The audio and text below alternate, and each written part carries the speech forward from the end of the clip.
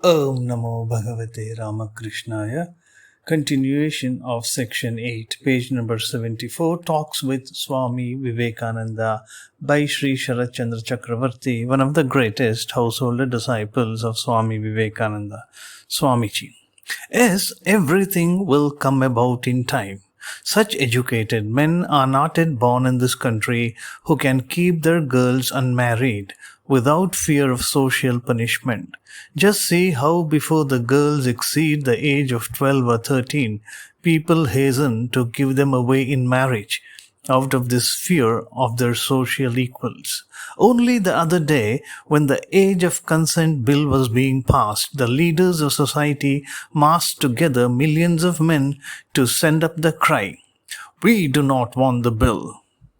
Swamiji continues, had this been in any other country, far from getting up meetings to send forth a cry like that, people would have hidden their heads under the roofs in shame that such a calumny could yet stain their society.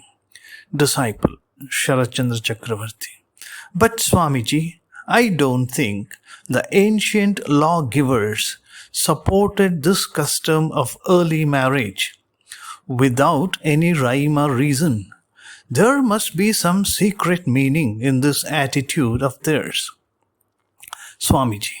Well, what might have been this secret meaning, please?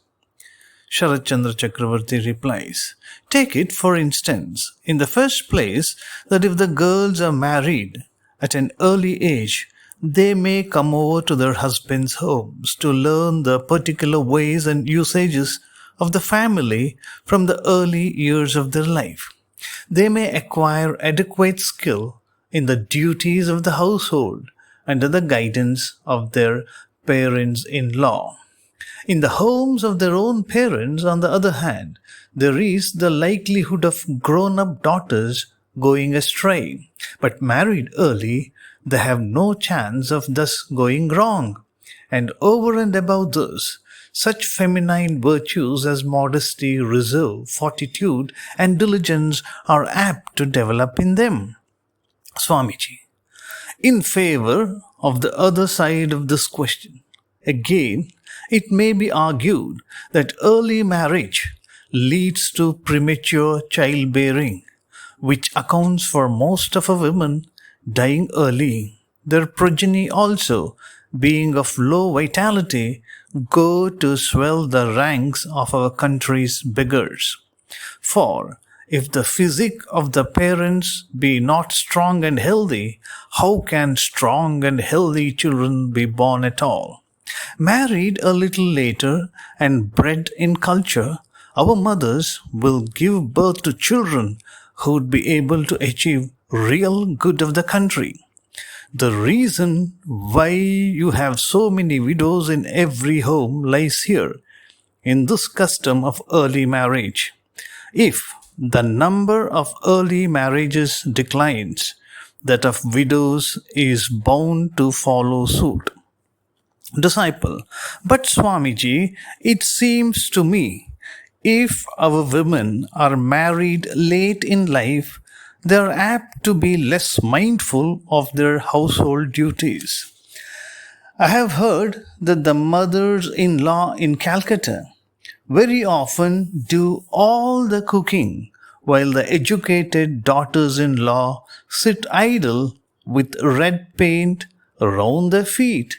But in our East Bengal, such a thing is never allowed to take place.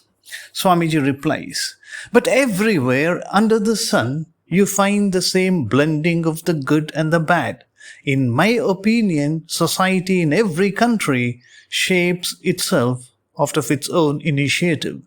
So we need not trouble our heads prematurely about such reforms as the abolition of early marriage, the remarriage of widows, and so on. Our part of the duty lies in imparting true education to all men and women in society. As an outcome of that education, they will of themselves be able to know what is good for them and what is bad, and will spontaneously give up the latter. It will not be then necessary to pull down or set up anything in society by coercion. Swamiji replies to this question. Disciple asks this question, what sort of education do you think is suited to our women? To be continued.